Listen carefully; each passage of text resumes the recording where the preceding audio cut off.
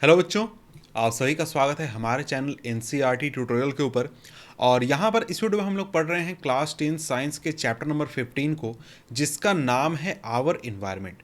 अब देखिए, ये जो चैप्टर है ना, ये चैप्टर आपका बहुत ही इंपॉर्टेंट है बोर्ड एग्जामिनेशन के लिए, क्योंकि इस चैप्टर में सिलेबस में साफ लिखा है कि भाई 5 मार्क्स के क्वेश्चन आने वाले हैं। तो ठीक है, इस चैप्टर को तैयार कर लीजिए। बहुत ही छोटा चैप्टर है, आसान चैप्टर है, आसानी से तैयार कर सकते हैं और आपको 5 मार्क्स जो है वो पक्के हो जाएंगे। कैसे भाई? क्योंकि यहाँ पर मैं साथ में कुछ इंपॉर्टेंट क्वेश्चन भी आपको बताऊंगा जो कि आपको एग्जामिनेशन में प्रीवियस ईयर्स में पूछे गए हैं, और साथ में जल्दी ही आपका जो एनसीईआरटी सॉल्यूशन है उसका भी वीडियो आ जाएगा, और साथ में आपके इंपॉर्टेंट क्वेश्चन का एक अलग से वीडियो आ जाएगा जिसमें कि चैप्टर के सारे इंपॉर्टेंट क्वेश्चन आंसर के साथ में आपको कराए जाएंगे। ठीक है, तो चलिए शुरू करते हैं। हमारा चैप्टर क्या है? चैप्टर है हमारा आवर इन्वायरमेंट। तो इस चैप्टर में हमें पढ़ना भी है हमारे इन्वायरमेंट के बारे में, कि हमारे इन्वायरमेंट में कौन कौन है, क्या सिस्टम होता है, किस प्रकार के सिस्टम होते हैं, इन्वायरमेंट को नुकसान कैसे होता है, हम कैसे बचा सकते हैं, ये सारी चीज़ें हम पढ़ते हैं। तो इन्वायरमेंट शब्द से आप मतलब क्या समझते हैं? ये शब्द जो है इन्वायरमेंट, इसका मतलब क्या होता है? इसका मतलब एक तरीके से सिंपल मतलब बोले तो हमारा सराउंडिंग, हमारे आसपास में जो भी चीज़ है वो क्या है? हमारा इन्वायरमेंट है। जैसे मैं यहाँ पर बैठा हूँ, मेरे आसपास जो भी चीज़ है जिससे मैं इंटरेक्ट कर रहा हूँ वो क्या है? एक प्रकार का मेरा इन्वायरमेंट है। जैसे मैं यहाँ पर कमरे में बैठा हूँ, कमरे में जो भी चीज़ है वो क्या है? एक प्रकार का मेरा इन्वायरमेंट है। उसी तरीके से जब हम पूरे अर्थ को देखते हैं तो अर्थ पर हम क्या देखते हैं? पूरा हमारा एटमॉस्फेयर है, पूरा जंगल है, झाड़ियाँ हैं, बहुत सारी चीज़ें हैं। तो सारी चीज़ें क्या हो जाती हैं? इन्वायरमेंट हो जाती हैं। सभी चीज़ें क्या हैं? इन्वायरमेंट। यानी कि कोई भी लिविंग ऑर्गेनिज्म अपने आसपास की जो चीज़ें हैं जिससे वो इंटरेक्ट करता है वो उसका क्या है? इन्वायरमेंट है। ठीक है, अब यहाँ पर यही कहा जा रहा है चैप्टर की शुरुआत में कि भाई देखो, इन्वायरमेंट शब्द जो है ना वो हमने कई बार सुना है, टेलीविज़न में कई बार हम सुनते रहते हैं, न्यूज़पेपर में भी आते रहता है कि हमारे लोग, आसपास के लोग हैं वो भी बहुत सारी बातें करते रहते हैं। कुछ लोग कहते हैं कि भाई पहले जैसा इन्वायरमेंट हुआ करता था अब वैसा नहीं है। कुछ लोग कहते हैं कि भाई हम लोगों को हेल्दी इन्वायरमेंट में रहना चाहिए। इसके अलावा बहुत सारे समिट होते हैं पूरे अर्थ लेवल पर जहाँ पर लोग बात करते हैं कि भाई देखो, इन्वायरमेंटल इश्यूज बहुत ज़्यादा हैं, इनको डिस्कस करो, इनको सॉल्व करने की कोशिश करो। तो इस चैप्टर में हम क्या बात करेंगे? इस चैप्टर में हमें फोकस क्या करना है? हमें इन्वायरमेंट के अलग अलग कंपोनेंट्स पर फोकस करना है कि वो सारे कंपोनेंट आपस में कैसे एक दूसरे के साथ इंटरेक्ट करते हैं और इन्वायरमेंट को कैसे वो प्रभावित करते हैं, एक तरीके से कैसे इंपैक्ट डालते हैं। ठीक है, तो हमारे सामने पहला टॉपिक आ जाता है इकोसिस्टम। हमें क्या पढ़ना है? इकोसिस्टम के बारे में पढ़ना है, इकोसिस्टम समझना है। व्हाट आर इट्स कंपोनेंट्स, और इकोसिस्टम में क्या क्या चीज़ें होती हैं ये भी हमें समझना है। तो सबसे पहला तो हमारा यहाँ पर क्वेश्चन बन जाता है जो कि बहुत ही ऑब्वियस और बहुत ही सिंपल क्वेश्चन है, डिफाइन इकोसिस्टम। इकोसिस्टम क्या होता है? और इसके साथ ही ये जो दोनों बाकी के क्वेश्चन है ये आपको आगे पढ़ने होंगे, वहाँ पर मैं आपको आंसर बता दूंगा, वहाँ पर समझा दूंगा। अब यहाँ पर जैसे ही आप पहला पारा खोलते हैं इस टॉपिक का 15.1 का, तो आपको क्या मिल जाता है? इकोसिस्टम का डेफिनेशन। तो आप चाहें तो ऐसे भी लिख सकते हैं या फिर खुद से बनाकर भी लिख सकते हैं। यहां पर कहता है कि all organism such as plants, animals, micro organism and human beings as well as the physical surrounding, मतलब कि नॉन लिविंग जो सराउंडिंग है उसकी बात हो रही है, interact with each other and maintain a balance in nature. All the interacting organism in an area together with the non-living constituent of the environment form an ecosystem। अगर आप explain करना करके लिखना चाहते हैं तो पूरे यहाँ से यहाँ तक आप एक्सप्लेन करके लिख सकते हैं अपने शब्दों में, या फिर एक तरीके से आप यहाँ से भी उठाकर क्या कर सकते हैं? इन्वायरमेंट का डेफिनेशन बता सकते हैं, तो भी एक्सेप्ट कर लिया जाएगा। ठीक है, वैसे अगर आप अपने से बनाएंगे तो ज़्यादा वो बेहतर है, और पूरे एक्सप्लेन करके लिखेंगे तो वो ज़्यादा बेहतर है। तो बात है कि इकोसिस्टम होता क्या है? इकोसिस्टम एक तरीके से, फिर से ज़रा सा हम डेफिनेशन देखते हैं और समझते हैं कि इकोसिस्टम क्या होता है। यहाँ पर कहता है कि देखिए, जितने भी ऑर्गेनिज्म है ना, वो ऑर्गेनिज्म क्या करते हैं? एक दूसरे के साथ इंटरेक्ट करते हैं और साथ में अपने फिजिकल सराउंडिंग के साथ इंटरेक्ट करते हैं। अब जैसे यहाँ पर बात करें, अगर हम देख लेते हैं एग्जाम्पल, तो यहाँ पर देख सकते हैं यहाँ पर क्या हो रहा है। यहाँ पर आप देख रहे हैं एक जंगल की तस्वीर, जिसमें क्या हो रहा है? जिसमें कि बहुत सारे जीव जंतु हैं, वो क्या करते हैं? वो पानी पीते हैं, यहाँ से घास फूस खाते हैं, इसके अलावा क्या करते हैं? कहीं पर आराम करते हैं, बैठते हैं। तो ये क्या कर रहे हैं? ये जो ऑर्गेनिज्म है ये आपका अपने सराउंडिंग से इंटरेक्ट कर रहा है, वाटर को कंज्यूम कर रहा है, पेड़ के छांव को एक तरीके से छांव ले रहा है पेड़ से, ज़मीन पर बैठ रहा है, तो वो उसका सराउंडिंग है और उससे वो इंटरेक्ट कर रहा है। इसी तरीके से इस इलाके में, इस प्राणी के इलाके में जितने भी जीव जंतु हैं, चाहे ये पेड़ हो गया, चाहे ये गिलहरी हो गई, तितली हो गया, जो भी ऑर्गेनिज्म है वो सारे एक दूसरे के साथ इंटरेक्ट करते हैं और अपने आसपास की चीज़ों के साथ इंटरेक्ट करते हैं और एक ऐसा सिस्टम बनाते हैं जहां पर वो पूरी तरीके से सरवाइव करते हैं। मतलब पूरा उनका जीवन ही वहीं चलता है। मतलब कि यहां पर जैसे ये आपको जैसे हिरन है, तो हिरन जो है, हिरन आप देख सकते हैं कि हिरन अपने आसपास के एटमॉस्फेयर से क्या कर रहा है, इंटरेक्ट कर रहा है। जो पानी है वो एक नॉन लिविंग थिंग है तो उसको कंज्यूम कर रहा है। इसके अलावा घास खा रहा है जो कि एक आपका लिविंग थिंग है। उसी तरीके से मान लीजिए यहां पर ये क्या है, ये लोमड़ी है। लोमड़ी क्या करता है, हिरन का शिकार कर लेता है, हिरन को खा जाता है। तो लोमड़ी ने क्या किया, हिरन के साथ इंटरेक्ट किया और भी अपने एनवायरनमेंट के साथ इंटरेक्ट किया। तो ये क्या है, एक प्रकार का इकोसिस्टम हो गया। ये जंगल क्या हो गया, एक प्रकार का आपका इकोसिस्टम हो गया जहां पर जितने भी जीव जंतु हैं, ऑर्गेनिज्म हैं, आपस में इंटरेक्ट करते हैं और अपना जीवन चलाते हैं। मतलब इनको अपना जीवन पूरा करने के लिए, अपने जरूरत की कोई भी चीज पाने के लिए इस जंगल से बाहर जाने की जरूरत नहीं है। इनकी जरूरत की सारी चीजें क्या हो जाता है, यहीं पर इनको प्राप्त हो जाता है। उसी तरीके से आप जैसे समझें कि जैसे मान लीजिए ये जो एक्वेरियम आप देख रहे हैं, एक्वेरियम भी क्या है, एक प्रकार का ये आपका इकोसिस्टम है। तो एक्वेरियम में आप देखते हैं कि बहुत सारे लोग क्या करते हैं, मछलियों को पाल के रखते हैं। मछलियों को पाल के रखते हैं तो मछलियां यहां पर जिंदा रहती हैं और इनको ज़रूरत की सारी चीज़ें तो यहीं ना मिलती हैं। क्या ये अपनी ज़रूरत की चीज़ें करने के लिए बाहर आते हैं, क्या कहीं जाते हैं कहीं दूसरी जगह? जी नहीं, इनकी ज़रूरत की सारी चीज़ें यहीं पर पूरी हो जाती हैं। तो ये क्या हो गया, उन मछलियों का इकोसिस्टम हो गया। तो इकोसिस्टम एक तरीके से ऐसा सिस्टम है जहां पर एक आपके डिफिनिट एरिया में रहने वाले जो जीव जंतु हैं वो आपस में इंटरेक्ट करते हैं और साथ में अपने आसपास की फिजिकल जो वर्ल्ड है उससे भी इंटरेक्ट करते हैं और क्या करते हैं, वो इंटरेक्शन की वजह से वो सरवाइव करते हैं। तो ये आपका क्या हो गया, इकोसिस्टम। ये पूरा इन्वायरमेंट जो है वो पूरा आपका इकोसिस्टम बन जाता है। इकोसिस्टम का मेन मकसद क्या है, इकोसिस्टम का मेन मकसद है कि कोई ऑर्गेनिज्म जो है वो अपने जो इकोसिस्टम है वहीं पर वो सरवाइव करता है, उससे बाहर उसको जाने की ज़रूरत नहीं है, उससे बाहर उसकी दुनिया नहीं है। जैसे अगर बात करें तो जो आपका शेर है वो कहाँ रहेगा, जंगल में रहेगा। क्यों? क्योंकि आसानी से शिकार कर सकता है, ठीक है। उसी तरीके से जो मछली है वो कहाँ रहती है, वो अपने एक तालाब में, नदी में, जहाँ भी उसको उसकी ज़रूरत की चीज़ मिलेगी वहाँ पर वो रहेगा। तो वो उस मछली के लिए अलग इकोसिस्टम है, शेर के लिए अलग इकोसिस्टम है। हम लोग इंसान हैं, हम लोगों ने बड़े बड़े शहर बना लिए, तो हमारा इकोसिस्टम क्या हो गया, हमारा इकोसिस्टम हमारा शहर हो गया। एक शहर क्या हो गया, हमारा इकोसिस्टम है, ठीक है। तो इकोसिस्टम यही होता है, ठीक है। तो यहां पर आगे बढ़े तो आगे यहां पर कहता है कि देखिए इकोसिस्टम में आपको दो प्रकार के कंपोनेंट होते हैं। पहला बायोटिक कंपोनेंट होता है और दूसरा एबायोटिक कंपोनेंट होता है। बायोटिक कंपोनेंट मतलब कि जो जीवित चीजें हैं उनकी बात हो रही है, लिविंग थिंग्स से उनकी बात हो रही है। जैसे कि जितने भी आपके लिविंग ऑर्गेनिज्म हो गए वो क्या हो गए, बायोटिक कंपोनेंट हो गए आपके इकोसिस्टम के। उसी तरीके से जितने भी आपके अबायोटिक थिंग है या फिर फिजिकल फैक्टर्स हैं, जैसे कि आपके temperature, rainfall, wind, soil, minerals, water, stone, ये सारी चीजें क्या है, फिजिकल फैक्टर्स हम कह सकते हैं या फिर एबायोटिक थिंग है जो कि आपका इकोसिस्टम का हिस्सा है। तो यहां पर जनरली क्वेश्चन पूछता है कि भाई बायोटिक कंपोनेंट का एग्जांपल दीजिए, आपका एबायोटिक कंपोनेंट का एग्जांपल दीजिए, कुछ नाम बताइए। इस तरीके से क्वेश्चन यहां पर पूछ सकता है। अब यहां पर देखिए, यहां पर आगे आपको एग्जाम्पल दिया गया है, कुछ इकोसिस्टम के एग्जाम्पल दिए गए हैं। यहां पर कहता है कि अगर आप कहीं गार्डन में विजिट करते हैं, गार्डन देखते हैं, तो वहां पर आपको अलग अलग प्रकार के प्लांट्स देखने को मिलेंगे। और ये जो अलग अलग प्रकार के प्लांट्स हैं, और ये जो प्लांट्स हैं जैसे कि ग्रासेस हो सकते हैं, ट्रीज हो सकते हैं, फ्लावर वाले जो प्लांट्स होते हैं वो भी हो सकते हैं, जैसे कि रोज, जैस्मीन, सनफ्लावर हो सकते हैं। और एनिमल्स भी कई सारे हो सकते हैं, फ्रॉग, इंसेक्ट, बर्ड्स। वैसे गार्डन में बड़े बड़े तो जानवर होते नहीं हैं, छोटे इसी तरीके के जानवर होते हैं। तो ये जो गार्डन है ना, ये गार्डन एक तरीके का इकोसिस्टम है। कैसे इकोसिस्टम है भाई? उसका रीजन ये है कि यहाँ पर रहने वाले जितने भी ऑर्गेनिज्म हैं वो एक दूसरे के साथ इंटरेक्ट कर रहे हैं और और अपना जो जीवन है वो चला रहे हैं, अपना ग्रोथ कर रहे हैं, रिप्रोडक्शन कर रहे हैं, ज़रूरत की सारी चीज़ें उनको मिल रही है, सारा लाइफ यहीं पर वो बिता रहे हैं। और ये एक प्रकार से क्या है, ये उनका इकोसिस्टम हो जाता है। इकोसिस्टम क्या हो गया, ये आपका गार्डन एक इकोसिस्टम हो गया।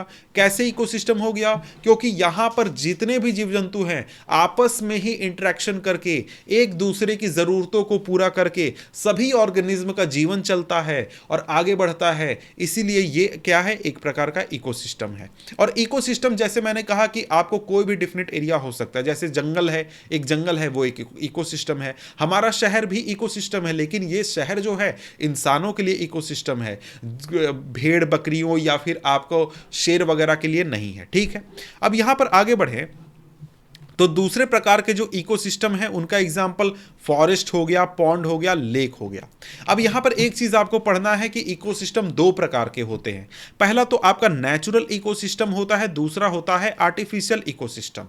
तो देखिए, नेचुरल इकोसिस्टम का मतलब हो गया कि ऐसा इकोसिस्टम जो कि खुद ब खुद बना है, नेचर के द्वारा बनाया गया है, हम इंसानों ने उसे नहीं बनाया है। जैसे कि जो हमारा फॉरेस्ट है, पॉन्ड है, लेक है, यहां पर तो हमने कोई भी इकोसिस्टम तैयार नहीं किया था, हाँ, ना ही हम उसको मैनेज करते हैं, ना ही उसमें कोई छेड़छाड़ करते हैं। तो वो क्या हो गया, एक प्रकार का नेचुरल इकोसिस्टम हो गया।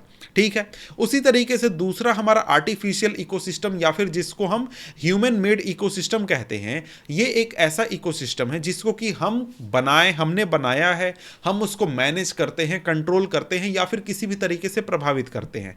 जैसे कि जो गार्डन है हमारा, वो एक प्रकार का आर्टिफिशियल इकोसिस्टम है, या फिर जो एक्वेरियम होता है वो एक्वेरियम भी क्या है, एक प्रकार का आर्टिफिशियल इकोसिस्टम है। या फिर जो खेती करते हैं वहां पर जो क्रॉप उगाया जाता है वो भी एक प्रकार का इकोसिस्टम है, लेकिन वो आपका ह्यूमन मेड या फिर आर्टिफिशियल इकोसिस्टम है। अब यहां पर आगे एक एक्टिविटी दी गई है। एक्टिविटी छोटा सा है, क्या है कि भाई आपने क्या एक एक्वेरियम देखा है, नहीं देखा है तो आप जरा सा उसको बनाने का ट्राई कीजिए। मतलब देखा है तो ठीक है, नहीं देखा फिर भी हम लोग क्या करते हैं, बनाने का ट्राई करते हैं, डिजाइन करने का ट्राई करते हैं। और जब हम एक्वेरियम बनाते हैं तो हम क्या चीजें ध्यान रखते हैं, एक्वेरियम में क्या होना चाहिए, तो वहां पर जो फिश है उसको काफी स्पेस मिलना चाहिए ताकि वो स्विम कर सके, और वाटर मिलना चाहिए, ऑक्सीजन मिलना चाहिए, फूड मिलना चाहिए। और इसके लिए हम क्या करते हैं, ऑक्सीजन देने के लिए ऑक्सीजन पंप लगाते हैं, और इसके अलावा फिश फूड लाते हैं जो कि फिश को दिया जाता है उसकी जरूरतों को पूरा करने के लिए। मतलब कि जब हम कोई एक्वेरियम बनाते हैं, जब हम इस तरीके से कोई एक्वेरियम डिजाइन करते हैं, तो एक्वेरियम में हम क्या ध्यान रखते हैं कि भाई जो फिश है उसकी जरूरत की सारी चीजें उसको वहीं पर उपलब्ध हो जाए। भाई यहां पर उपलब्ध होगा तभी तो वो एक प्रकार का इकोसिस्टम बनेगा ना। तो इकोसिस्टम का मतलब ही यही होता है क्या, कि यहां पर जो ऑर्गेनिज्म रह रहा है उसकी जरूरत की सारी चीजें उसको यहीं पर अवेलेबल हो, उसको किसी दूसरे जगह या फिर कहीं और जाने की जरूरत ना हो। ठीक है, तो ये हो गया आपका बेसिक्स। इसके बाद आगे बढ़े तो आगे हमारे सामने क्या आ जाता है, आगे हमारे सामने कुछ टॉपिक्स हैं, कुछ टर्म्स हैं, उनको हमें समझना है जो कि इकोसिस्टम का हिस्सा होते हैं। अब यहाँ पर देखें तो यहाँ पर क्वेश्चंस वगैरह आपका यही बन सकते हैं।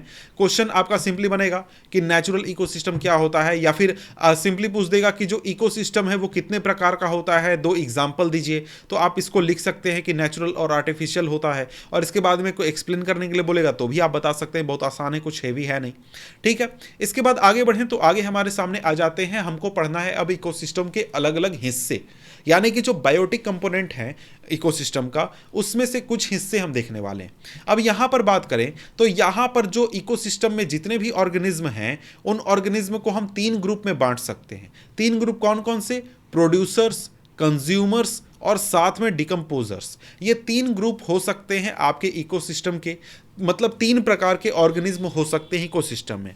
अब यहां पर ये आपको तीन ग्रुप किस आधार पर बांटा गया है, क्या सोचकर तीन कैटेगरी बनाई गई, तो ये आपको जो डिवीजन है ये आपको इस बात पर डिवाइड किया गया है कि जो ऑर्गेनिज्म है वो किस प्रकार से अपना जो सब्सटेंस है, अपना जो नीड है वो किस प्रकार से पूरा कर रहा है। इस हिसाब से क्या किया गया है, ये आपके तीन ग्रुप्स बांट दिए गए हैं। ठीक है, अब यहां पर देखें तो यहां पर आपको हमको देखना है कि भाई जो एक सेल्फ सस्टेनिंग इकोसिस्टम होता है, जो कि हमने एक तरीके से एक्वेरियम वाला यहां पर जो ये आपको एक्टिविटी था इसमें बताया गया था, तो आप इसको खुद से पढ़ सकते हैं डिटेल में।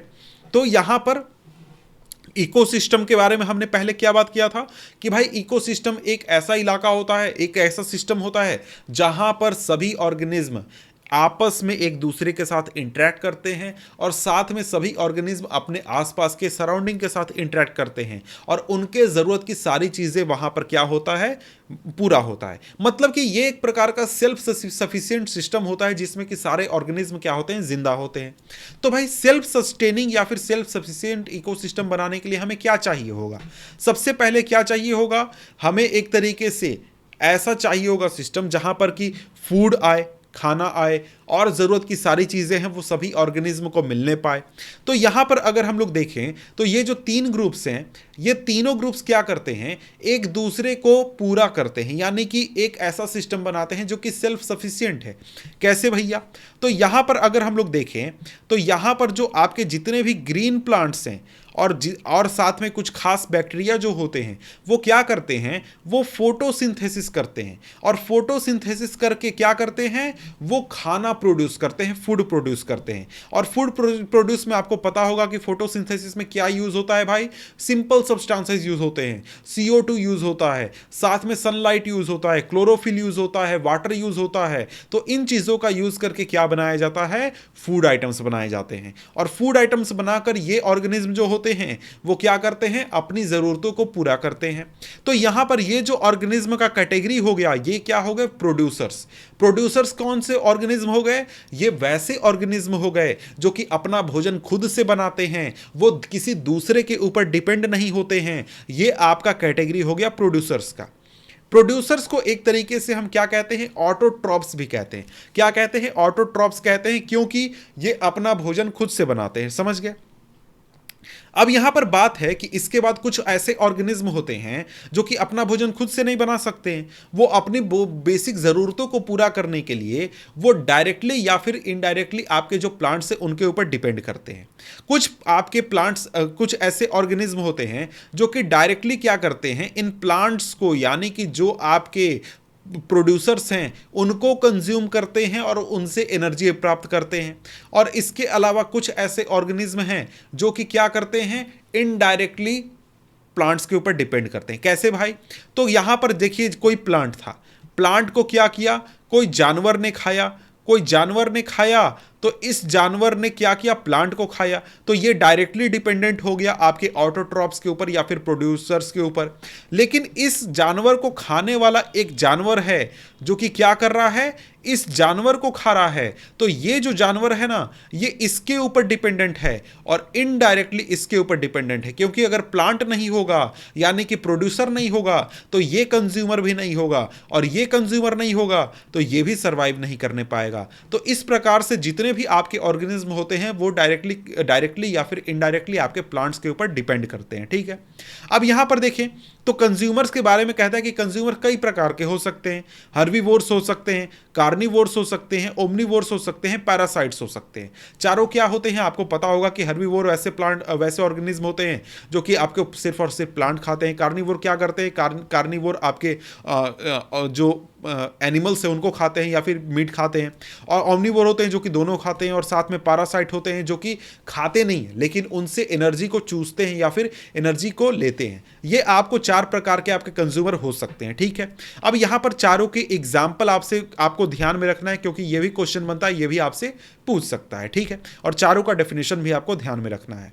अब यहां पर आगे एक आपको थोड़ा सा क्वेश्चन अलग तरीके से पूछा गया है। क्यों भाई? क्योंकि अगला जो पार्ट है हमारा, यानी कि जो हम डिकम्पोजर की बात कर रहे हैं, इनके बारे में हमें समझना है।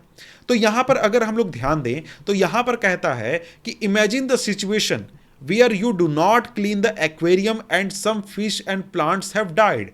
Have you ever thought what happens when an organism dies? यानी कि आप ऐसा सोचिए, मान लीजिए कि आपने क्या किया, जो एक्वेरियम आपने ऊपर की एक्टिविटी में बनाया था वो एक्वेरियम आपने साफ नहीं किया, उससे क्या हुआ, उससे जो उसमें से कुछ फिश थे, प्लांट्स थे, वो मर गए। अब ये जो प्लांट्स या फिर कोई भी ऑर्गेनिज्म जब मरता है तो क्या होता है, तो यहां पर आपके आ जाते हैं डिकम्पोजर्स। डिकम्पोजर्स कौन होते हैं, तो ये ऐसे माइक्रो ऑर्गेनिज्म होते हैं जैसे कि बैक्टीरिया, फंगी या फिर और भी दूसरे ऑर्गेनिज्म होते हैं जो क्या करते हैं, जब कोई ऑर्गेनिज्म मर जाता है तो उसका जो डेड रिमेन होता है यानी डेड बॉडी जो होता है उसको ब्रेक डाउन करते हैं और उसको क्या कर देते हैं, उसको सिंपल सब्सटेंसेस में कन्वर्ट कर देते हैं। अब सिंपल सब्सटेंसेस का मतलब क्या है? सिंपल सब्सटेंसेस का मतलब आपका जैसे CO2 हो गया, O2 हो गया, इस प्रकार के सिंपल मॉलिक्यूल्स में सब कन्वर्ट कर देते हैं। और वहीं हमारा बॉडी जो है उसमें जो मॉलिक्यूल्स होते हैं वो काफ़ी कम्प्लेक्स होते हैं। तो हमारा क्या होता है, हमारा बॉडी एक तरीके से कम्प्लेक्स ऑर्गेनिक स्ट्रक्चर है और वहीं जो हमारे CO2 O2 वगैरह है वो सिंपल मॉलिक्यूलर स्ट्रक्चर्स हैं। ठीक है, तो ये डिकम्पोजर क्या करते हैं, जो बॉडीज है डिकेइंग सब्सटेंस उसको डिके करके खत्म कर देते हैं। मतलब कि क्या करते हैं, कम्प्लेक्स मॉलिक्यूलर स्ट्रक्चर को सिंपल मॉलिक्यूल में कन्वर्ट कर देते हैं।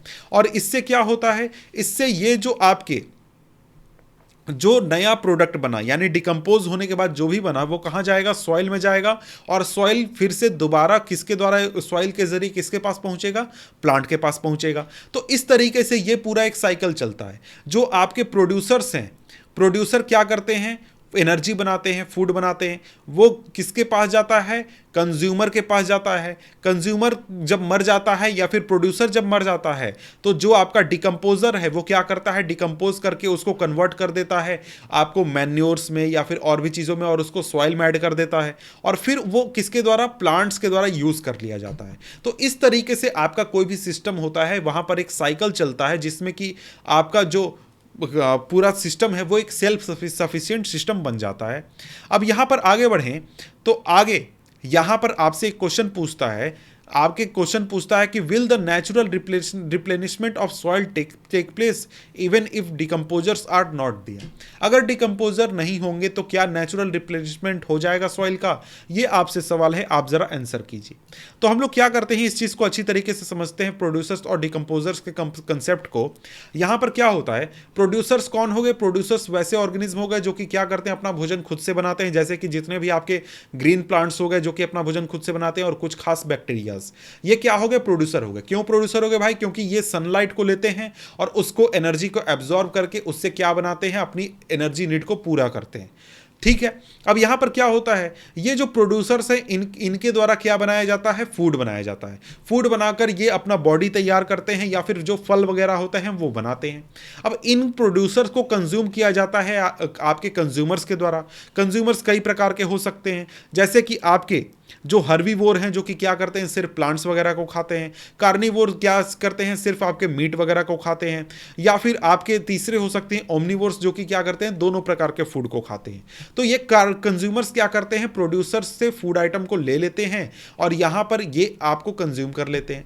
जब ये कंज्यूमर्स क्या कर जाते हैं, डेड हो जाते हैं, डिके होने लगते हैं, मतलब मर जाते हैं, इनकी डेड बॉडी आ जाती है, तो डिकम्पोजर्स क्या करते हैं, इनकी बॉडी के ऊपर एक तरीके से उसको बॉडी को कंज्यूम करते हैं और डिकम्पोज करते हैं, सिंपल मॉलिक्यूल्स में तोड़ते हैं और उससे इनको एनर्जी प्राप्त होता है। तो आपने देखा कि 3 प्रकार के ऑर्गेनिज्म आपके इकोसिस्टम में होते हैं जो कि अपना अपना एनर्जी जो है अलग अलग तरीके से प्राप्त करते हैं, और इसी हिसाब से ये आपको 3 कैटेगरीज बनाए गए हैं। अब यहाँ पर आगे बढ़ें तो आगे हमारे सामने ये आपको 15.2 आपको एक्टिविटी दी गई है। तो यहाँ पर आपको एक चीज़ पूछा गया है कि जब आप एक्वेरियम बना रहे थे, मान लीजिए कि आप एक्वेरियम बना रहे हैं, तो एक्वेरियम बनाने के समय में एक्वेरियम में एक ऐसे ऑर्गेनिज्म को आप डालिएगा जो कि दूसरे आपको मछलियों को खा जाए। ऐसा कोई मछली या फिर ऐसा कोई दूसरा जीव डालिएगा? जी नहीं। क्यों? उससे क्या होगा, उससे सारी मछलियां गायब हो जाएंगी और सिर्फ वो ऑर्गेनिज्म आपका वहां पर बचेगा। तो यहां पर एक तरीके से देखिए, तो आपको कहा जा रहा है कि आप क्या कीजिए, ग्रुप बनाइए और डिस्कस कीजिए कि भाई जो ऑर्गेनिज्म है, कौन सा ऑर्गेनिज्म किसके ऊपर डिपेंड होता है अपनी एनर्जी के लिए, अपने फूड के लिए। और इसके लिए आपको 3 स्टेप के क्या करने हैं, एक चेन बनाना है। एक चेन मतलब कि ए पहले को दूसरा खाएगा, दूसरे को तीसरा खाएगा। जैसे यहां पर बात करें तो बात क्या हो सकता है, यहां पर आपका जैसे कि ग्रास आ गया, ग्रास हो गया। ग्रास को कौन खाएगा, आपका गोट खाएगा। गोट को कौन खा लेगा, लायन खाएगा। तो ये पहले से दूसरा, दूसरे को तीसरा, इस तरीके से ये क्या हो गया, ये एक प्रकार का चेन बन गया। और इस चेन को हम क्या कहते हैं, फूड चेन कहते हैं। अब फूड चेन के बारे में हम पढ़ना है कि फूड चेन क्या होता है भाई। तो यहां पर कहता है कि 15.4 एक्टिविटी, जो 15.4 शायद ये गलत लिख दिया, 15.2 में हमने क्या किया था, बनाया था ये एक्टिविटी 15.2 ही है। ठीक है, तो ठीक है, उसको छोड़ते हैं, आगे बढ़ते हैं। तो यहां पर कहता है कि हमने क्या किया, हमने एक सीरीज बनाया ऐसे ऑर्गेनिज्म का जो कि एक दूसरे के ऊपर डिपेंडेंट हैं। और ये जो सीरीज है ऑर्गेनिज्म का, मतलब कि यहां पर जो इस सीरीज में, इस चेन में जो ऑर्गेनिज्म हैं वो क्या करते हैं, आपको अलग अलग लेवल पर रहते हैं, बायोटिक लेवल पर, और ये एक प्रकार का फूड चेन बनाते हैं। अलग अलग बायोटिक लेवल कहने का मतलब क्या, मतलब कि भाई देखो, सबसे पहले जो आपका प्लांट्स है वो आ गए। प्लांट्स को कंज्यूम कौन कर रहा है, डियर कंज्यूम कर रहा है। और डियर को कौन कंज्यूम कर रहा है, या तो टाइगर कर रहा है या तो फिर लायन कर रहा है। उसी तरीके से देखें तो यहां पर जो फूल वगैरह है उनको कौन कंज्यूम करता है, ये जो आपके इंसेक्ट होते हैं वो करते हैं। इंसेक्ट को मेढक कंज्यूम कर लेता है, मेढक को स्नेक कंज्यूम कर लेता है, और स्नेक को एक आपका ईगल या फिर वल्चर क्या करता है, कंज्यूम कर लेता है। तो ये पूरा सीरीज आपका क्या है, यही आपका होता है फूड चेन। फूड चेन यानी कि एक ऐसा सीरीज जहां पर एक ऑर्गेनिज्म अपने एनर्जी नीड्स के लिए, अपने फूड की जरूरतों को पूरा करने के लिए किसी दूसरे ऑर्गेनिज्म के ऊपर डिपेंड करता है। यहां पर हमने क्या देखा था, यहां पर आपका जो ये आपको है प्रोड्यूसर्स, वो क्या करते हैं, जो सनलाइट है, एनर्जी है, उसको कंज्यूम करके अपना फूड या फिर बॉडी को तैयार करते हैं। और इनके बॉडी को कंज्यूम दूसरा ऑर्गेनिज्म करता है, फिर इसके बॉडी को दूसरा, फिर इसके बॉडी को दूसरा, फिर इसके बॉडी को दूसरा। तो इस तरीके से हमारा क्या बनता है, फूड चेन बनता है। अब फूड चेन में यहां पर आगे कहता है, ईच स्टेप और level of the food chain forms a trophic level. अब ये ट्रॉपिक लेवल क्या चीज है भैया, ट्रॉपिक लेवल एक तरीके से, जैसे कि हमने यहां पर क्या देखा, यहां पर हमने देखा कि फूड चेन में कई सारे लेयर्स हैं, कि जैसे यहां पर सबसे पहले आपके प्रोड्यूसर्स आ गए, प्रोड्यूसर्स के बाद ऐसे ऑर्गेनिज्म आ गए जो कि इन प्लांट्स को कंज्यूम करते हैं, फिर उसके बाद ऐसे ऑर्गेनिज्म आ गए जो कि क्या करते हैं, इन जो हर्बीवोर्स है इनको कंज्यूम करते हैं, फिर उनके ऊपर ऐसे आगे जो कि उनको खाते हैं। तो ये आपका क्या हो गया, ये अलग अलग लेयर हो गया, अलग अलग आपका क्या हो गया, सीढ़ी जैसा आपको स्ट्रक्चर हो गया, जिसमें कि एक खास लेयर क्या हो गया, ये आपका एक ट्रॉपिक लेवल है, ये भी आपका एक ट्रॉपिक लेवल है, ये भी ट्रॉपिक लेवल है, ये भी ट्रॉपिक लेवल, तो ये भी ट्रॉपिक लेवल, तीनों क्या हो गए, ट्रॉपिक लेवल हो गए। इसी को हम ट्रॉपिक लेवल कहते हैं कि भाई फूड चेन में जो आपका एक स्पेसिफिक लेवल है, अलग अलग लेवल है, वही आपका ट्रॉपिक लेवल होता है। अब यहां पर बात करें तो यहां पर कहता है कि जो ऑटोट्रॉप्स होते हैं या फिर जो प्रोड्यूसर्स होते हैं वो आपके फर्स्ट ट्रॉपिक लेवल पर रहते हैं, मतलब कि सबसे निचले पायदान पर सबसे पहले नंबर पर ट्रॉपिक लेवल में कौन है, आपके प्रोड्यूसर्स हो गए, यानी कि जो प्लांट वगैरह होते हैं, यानी कि जो ऑटोट्रॉप्स होते हैं वो आपके आ जाते हैं किस चीज में, वो आ जाते हैं आपके फर्स्ट ट्रॉपिक लेवल पर। यानी कि सबसे शुरुआत इस सीरीज की किससे हो रही है, प्लांट से हो रही है। क्यों भाई, क्योंकि प्लांट तो किसी और को कंज्यूम कर नहीं रहे ना, प्लांट अपने सारी जरूरतों को कहां से पूरा कर रहे हैं, अपने सारे जरूरतों को वो पूरा कर ले रहे हैं सनलाइट से, अपने आसपास के सिंपल मॉलिक्यूल से, ठीक है। और ये जो आपके ऑटोट्रॉप्स होते हैं ये क्या करते हैं, सोलर एनर्जी को कंज्यूम करते हैं और उससे क्या करते हैं, अपने बॉडी को बनाते हैं, अपने एनर्जी नीड्स को पूरा करते हैं। और जब ये इस सोलर एनर्जी को बनाते हैं और कंज्यूम करके अपना बॉडी तैयार करते हैं, तो उस बॉडी को कंज्यूम कौन करता है, जो आपके हेटेरोट्रॉप्स हैं वो कंज्यूम करते हैं, समझ गए। तो यहां पर जो कंज्यूमर हैं वो आ जाते हैं फिर आपके सेकंड लेवल पर, जो सेकंड आपका ट्रॉपिक लेवल पर, वहां पर कौन आएगा, कंज्यूमर्स आएंगे। अब यहां पर सेकंड लेवल पर मेनली आपके कौन आते हैं, हर्बीवोर्स आते हैं। क्यों भाई, क्योंकि हर्बीवोर्स ही हैं जो कि प्लांट्स को कंज्यूम करेंगे। तो हर्बीवोर्स क्या हो गए, आपके सेकंड ट्रॉपिक लेवल पर आ जाते हैं। अब इसके बाद आपके थर्ड ट्रॉपिक लेवल पर आ जाते हैं स्मॉल कार्निवोर्स, यानी कि ऐसे ऑर्गेनिज्म जो क्या करते हैं, दूसरे ऑर्गेनिज्म को खाते हैं। ये क्या होते हैं, ये आपको एक तरीके से सेकेंडरी कंज्यूमर होते हैं। मतलब सेकेंडरी कंज्यूमर का मतलब क्या, सबसे पहले तो क्या हो गया, सबसे पहले आपका प्लांट आ गया। प्लांट को कंज्यूम कौन करेगा, जो आपके जैसे कि रैबिट हो गया।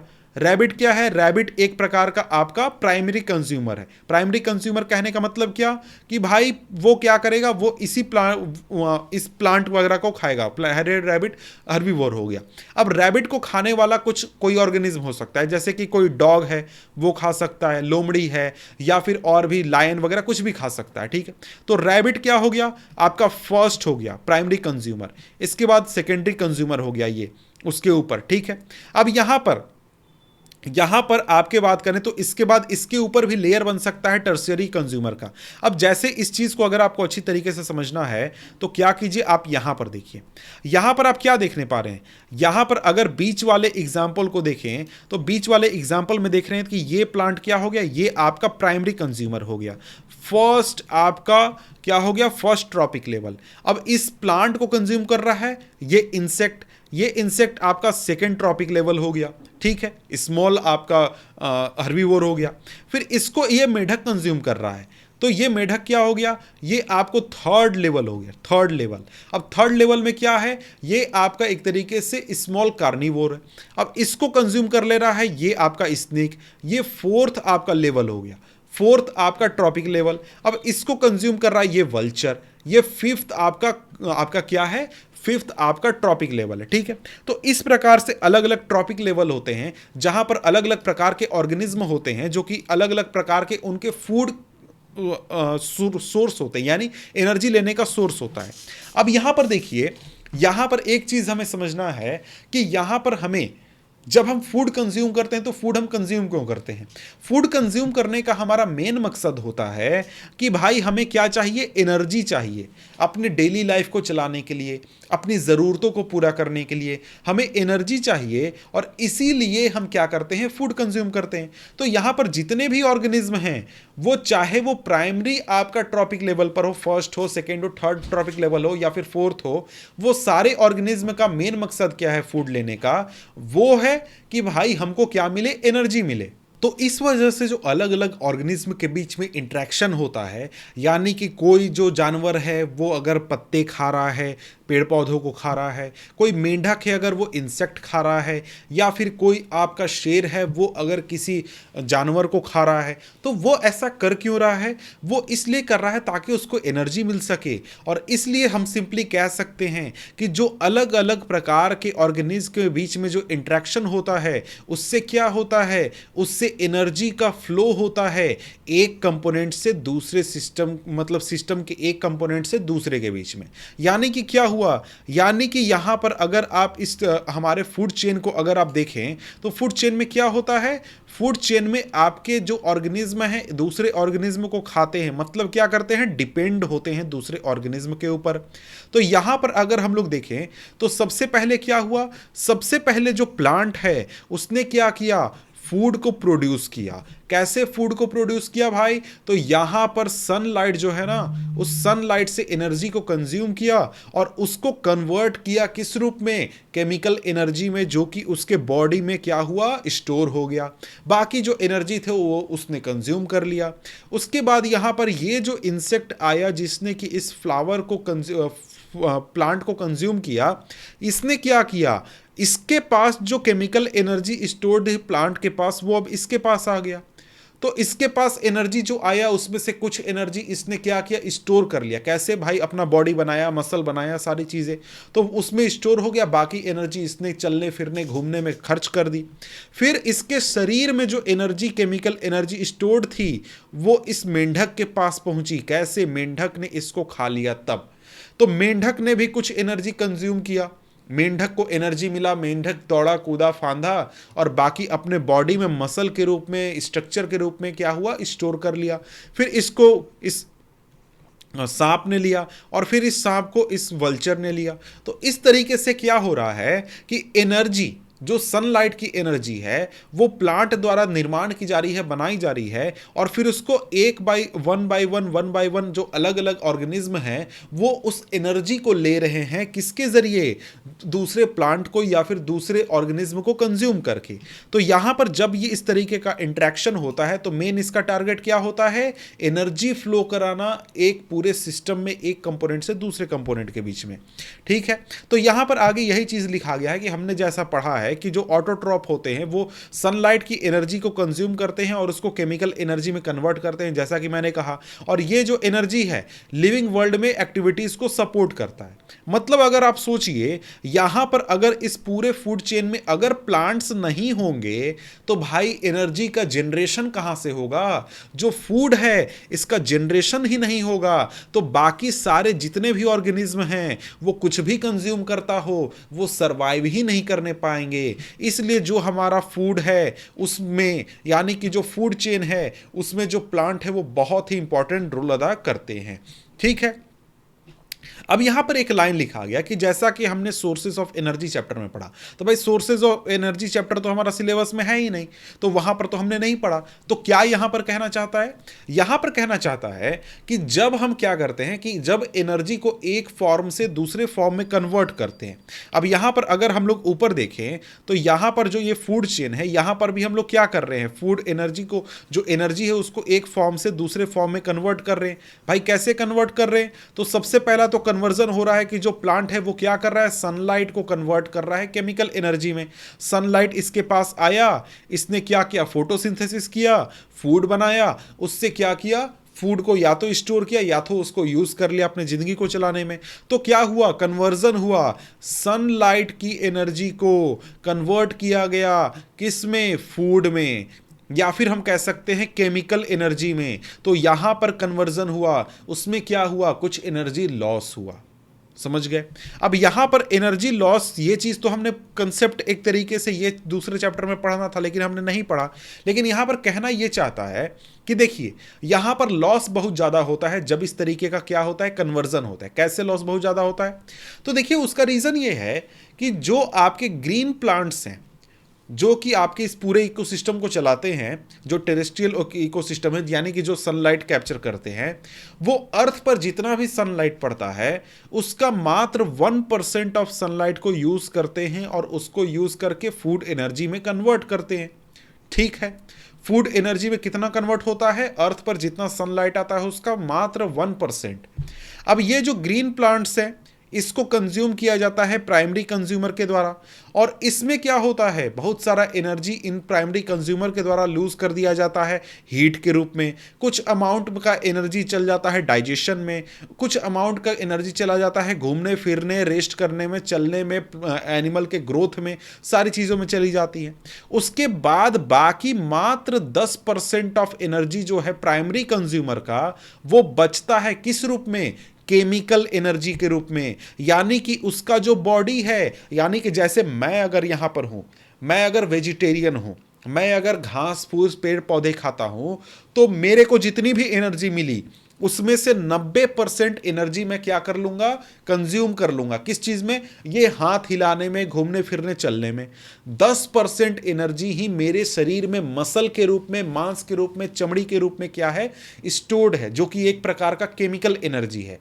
तो अगर मुझे कोई आकर जानवर खाता है तो मैंने जितनी एनर्जी ली थी प्लांट से उसमें से मात्र 10% उस जानवर को मिलेगा, क्योंकि मात्र 10% एनर्जी मेरे शरीर में as a muscle, as a mass stored है, केमिकल एनर्जी के रूप में स्टोर्ड है। ठीक है, इसके बाद जो आपका 10% है वो एक तरीके से हर लेवल में ट्रांसफर होता है। जैसे यहां पर ये आपको चार्ट दिखाया गया है ट्रॉपिक लेवल का। ट्रॉपिक लेवल में आपके प्रोड्यूसर में क्या आ गए, प्लांट आ गए। प्लांट के पास जितनी भी एनर्जी थी उसको जो कंज्यूम करने वाला, जैसे कि मान लीजिए कोई डियर है, तो डियर जो है उसको प्लांट के पास, प्लांट ने जितना भी एनर्जी बनाया था उसका मात्र कितना मिला, 10% मिला। ठीक है, अब ये डियर जो है उसको जितना भी एनर्जी मिला उसमें से 90% वो भी खर्च कर देगा। और इसके बाद जो सेकेंडरी कंज्यूमर है, जैसे कि आपका जो लायन है, उसको इस डियर के पास जितनी एनर्जी है उसमें से मात्र 10% मिलेगा। मतलब कि प्लांट के एनर्जी का मात्र 1%। समझ गए? तो इस तरीके से क्या होता है, हर लेवल पर जो एनर्जी है 90% एनर्जी वेस्ट हो जाती है और मात्र 10% नेक्स्ट लेवल के लिए, नेक्स्ट ट्रॉफिक लेवल के लिए बचता है। ठीक है, अब यहां पर आगे कहता है कि therefore 10% can be taken as the average value for the amount of organic matter that is present at each step and reaches the next level of consumer. तो ये 10% जो है प्रोड्यूसर से प्राइमरी कंज्यूमर में 10% एनर्जी जाएगा, primary से secondary में 10% energy जाएगा, सेकेंडरी से टर्सरी में 10% एनर्जी जाएगा। तो ये एक प्रकार का हम कह सकते हैं कि रूल है कि भाई 90% एनर्जी जो है कोई भी ऑर्गेनिज्म कंज्यूम कर लेता है, खर्च कर देता है, बाकी 10% केवल बचता है।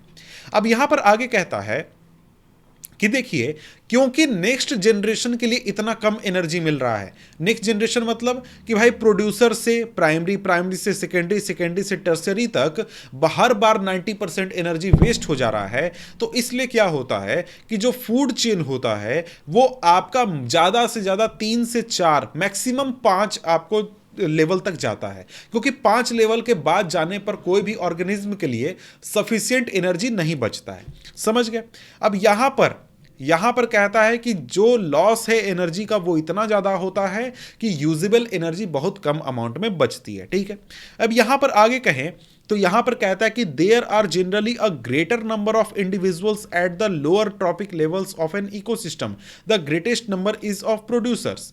तो जब आप अपने आसपास के इकोसिस्टम को देखिएगा तो आपको अलग अलग लेवल वाले प्लांट्स की जो संख्या है वो अलग अलग मिलेगी। जैसे दुनिया में आपको सबसे ज्यादा क्या है, दुनिया में अगर ऑर्गेनिज्म के हिसाब से, संख्या के हिसाब से बात करें तो सबसे ज्यादा प्लांट्स हैं। जितने प्लांट्स हैं अर्थ पर उतने ऑर्गेनिज्म नहीं है। क्यों? क्योंकि उनके पास एनर्जी बहुत ज्यादा है, वो सरवाइव कर सकते हैं। लेकिन जो आपके प्राइमरी कंज्यूमर्स हैं उनकी संख्या कुछ है, काफी है। जैसे कि आपको ज्यादा संख्या किसकी मिलेगी, गाय की ज्यादा संख्या है या फिर जाकर आपको शेर की ज्यादा संख्या है? तो भाई गाय की ज्यादा संख्या है। क्यों? क्योंकि वो आपका इस फूड चेन में प्राइमरी कंज्यूमर है और इसको प्रोड्यूसर से काफी बड़ी अमाउंट में एनर्जी मिल रही है। जो लायन है वो इसके ऊपर आता है, तो लायन को काऊ के कंपैरिजन में बहुत कम एनर्जी मिलता है। समझ गए? तो इसलिए क्या होता है कि जो जितना नीचे लेवल होगा आपके फूड चेन का उतने ज्यादा ऑर्गेनिज्म की संख्या होगी। सबसे ऊपर वाले जो ऑर्गेनिज्म होते हैं सबसे ऊपर लेवल के, वो सबसे कम होते हैं। ठीक है, इसके बाद कहता है कि the length and complexity of food chain vary greatly. Each organism is generally eaten by 2 और more other kind of organism which in turn are eaten by several other organisms. So instead of straight line food chain, the relationship can be shown as a series of branching lines called food web. अब यहां पर हमने food chain के बारे में बात किया।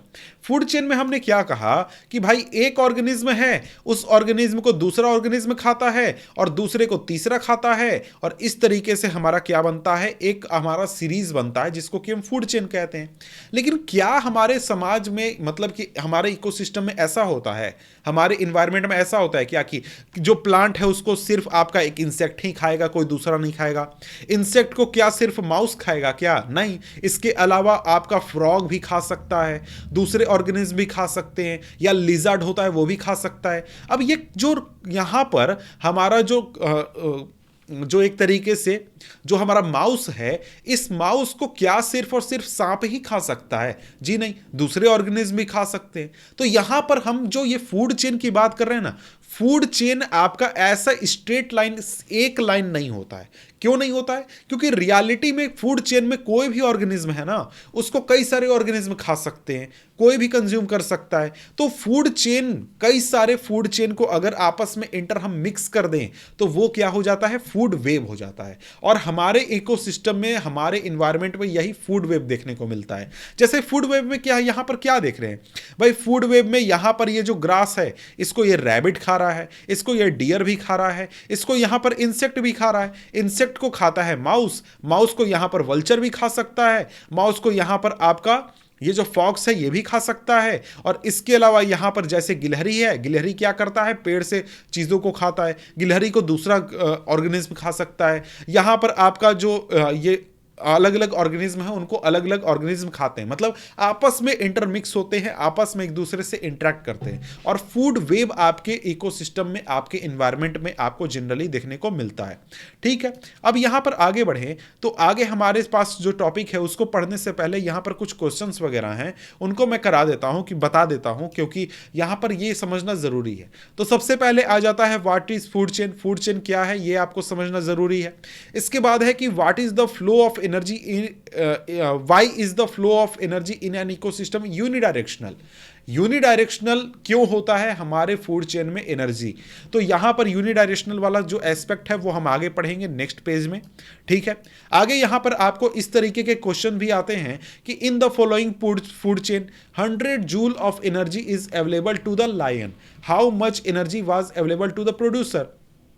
भाई सिंपल क्वेश्चन है, यहां पर थोड़ा सा आपको एक तरीके से लॉजिक लगाना है। हमने क्या पढ़ा है, 10% रूल एक तरीके से हमने पढ़ा है कि भाई एक जनरेशन से दूसरे जनरेशन में 10% जाता है, दूसरे से तीसरे में 10% जाता है।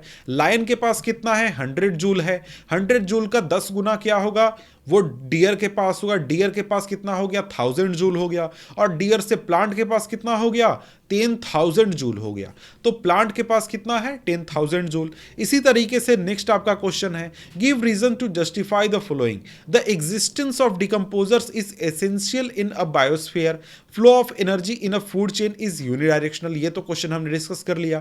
तो डिकम्पोजर का जो एग्जिस्टेंस है वो इंपॉर्टेंट क्यों है? वो इंपॉर्टेंट इसलिए है क्योंकि हमारा जो इकोसिस्टम है, जो बायोस्फीयर है, वहां पर क्या होता है? वहां पर एक तरीके से जो आपके ऑर्गेनिज्म हैं वो जब डेड हो जाते हैं तो उनको डिके करने का काम कौन करता है? डिकम्पोजर करता है। अब यहां पर ये बायोस्फीयर आपका वर्ड आया है तो शायद मैंने बायोस्फीयर आपका एक्सप्लेन नहीं किया है। तो यहां पर अगर आप देखिए तो बायोस्फीयर को थोड़ा सा मैं एक्सप्लेन करना चाहूंगा। तो यहां पर बायोस्फीयर में आपको एक चीज समझना है कि देखिए हमारे अर्थ में क्या है, हमारे अर्थ में अगर हम बात करें तो 3 प्रकार के स्फीयर हैं, 3 प्रकार के। पहला तो आपका पानी वाला इलाका, ये क्या है? आपका है हाइड्रोस्फीयर। ये जो जहां पर जमीन है ना, इसको हम क्या कहते हैं? इसको हम लिथोस्फीयर कहते हैं। और ऊपर हमारा क्या है? एटमॉस्फेयर है, एयर वाला हिस्सा। तो तीनों जहां पर मिलते हैं, तीनों जहां पर मिलते हैं वो आपका इलाका बायोस्फीयर होता है। जिस इलाके में पानी भी अवेलेबल है, एयर भी अवेलेबल है और साथ में आपका लैंड भी अवेलेबल है, वहीं पर तो आपका एक इकोसिस्टम बनता है ना। इकोसिस्टम वैसे कई तरीके के हो सकते हैं, लेकिन यहां पर इस इलाके को हम क्या कहते हैं? बायोस्फीयर कहते हैं। ठीक है, ये चीज समझ गए आप। अब आगे बढ़ते हैं तो आगे हमारे सामने आ जाता है क्या? आगे हमारे सामने चीजें आ जाती है। वैसे यहां पर देखें तो ये काफी अच्छा तस्वीर दिया गया है किस चीज का? फूड वेव का, जहां पर आपको कई फूड चेन है जो कि एक दूसरे के साथ इंटरमिक्स है। ठीक है, अब यहां पर आगे बढ़े तो आगे हमारे सामने क्या है? यहां पर कहता है कि from the energy flow diagram. अब एनर्जी फ्लो डायग्राम 15.4 में दिया गया है। तो यहां पर आपका फिगर 15.4 ये वाला है, ये वाला में आपको एनर्जी फ्लो डायग्राम दिया गया है कि एनर्जी कहां से कहां जाता है, कैसे जाता है। तो भाई एनर्जी सबसे शुरुआती एनर्जी सनलाइट, सनलाइट से जो प्रोड्यूसर्स हैं यानी कि जो प्लांट्स हैं उनको मिलेगा, यानी जो ऑटोट्रॉप्स हैं उनको मिलेगा। फिर इनको जो हर्बीवोर्स जो इनको खाएंगे वो उनको मिलेगा। हर्बीवोर्स को कार्निवोर खाएंगे, उनके पास एनर्जी जाएगा और कार्निवोर से टॉप कार्निवोर के पास जाएगा। और हर बार जो एनर्जी है वो क्या हो जाएगा? 10% हो जाएगा। लेकिन यहां पर ध्यान रखना है कि अर्थ पर सनलाइट जिसका जितना भी आता है उसका मात्र 1% सनलाइट जो है वो प्रोड्यूसर्स द्वारा कंज्यूम किया जाता है या फिर एक तरीके से यूज किया जाता है। अब यहां पर आगे बढ़ें तो आगे हम एक तरीके से बढ़ते हैं और हमारा टॉपिक को कंटिन्यू करते हैं। अब यहां पर कहता है कि the flow of energy is unidirectional. अभी तुरंत हमने क्वेश्चन पूछा था कि यूनिडायरेक्शनल क्यों होता है, उसका रीजन यहां पर बताया गया है। उसका रीजन क्या है कि the energy that is captured by the autotrophs does not revert back to the solar input. यानी कि जो एनर्जी प्लांट्स ने सोलर एनर्जी को, जिस सोलर एनर्जी को कैप्चर कर लिया, केमिकल एनर्जी में कन्वर्ट कर दिया, उसको वापस से फिर से हम सोलर एनर्जी में कन्वर्ट नहीं कर सकते हैं। और इसके साथ ही जो एनर्जी आपका प्लांट से हर्बीवोर में चला गया, यानी कि आपके फर्स्ट जनरेशन में चला गया, फूड चेन में फर्स्ट लेयर में, वहां पर वो एनर्जी फिर से प्लांट के रूप में आपका नहीं आ सकता है। और इस तरीके से जैसे जैसे जो आपका ये एनर्जी का आपका कन्वर्जन होता है, मूवमेंट होता है, वो रिवर्सिबल नहीं है। इसलिए हम क्या कहते हैं कि फ्लो ऑफ एनर्जी क्या है? यूनिडायरेक्शनल है। समझ गए? आगे यहां पर कहता है कि देखिए एक और चीज हमें ध्यान रखना है कि जो फूड चेन है ना, उसमें फूड चेन में क्या होता है कि हम किसी ऑर्गेनिज्म को खा रहे हैं, वो या तो प्लांट भी हो सकता है या फिर कोई दूसरा ऑर्गेनिज्म भी हो सकता है। कई बार क्या होता है कि बहुत सारे हार्मफुल केमिकल्स जो होते हैं वो आपके बॉडी में, हमारे बॉडी में एंटर कर सकते हैं। किस चीज के जरिए? फूड चेन के जरिए। आपने पॉल्यूशन वगैरह के बारे में पढ़ा होगा, क्लास 9th में आपको यहां पर कहा गया कि बताया गया है, और भी जगहों पर आपने आसपास भी देखा होगा भाई पॉल्यूशन क्या चीज है, क्यों होता है, आप जानते होंगे। ठीक है, अब यहां पर देखिए, यहां पर इसका रीजन क्या है? ये हार्मफुल केमिकल्स कैसे पहुंच रहे हैं हमारे बॉडी में फूड चेन के जरिए? तो उसका रीज़न ये है कि जैसे हम जो क्रॉप्स उगाते हैं, हम जो खेती करते हैं, उन क्रॉप्स को डिजीज़ से, पेस्ट से बचाने के लिए हम लोग क्या करते हैं, बहुत सारे पेस्टिसाइड और दूसरे केमिकल्स का इस्तेमाल करते हैं।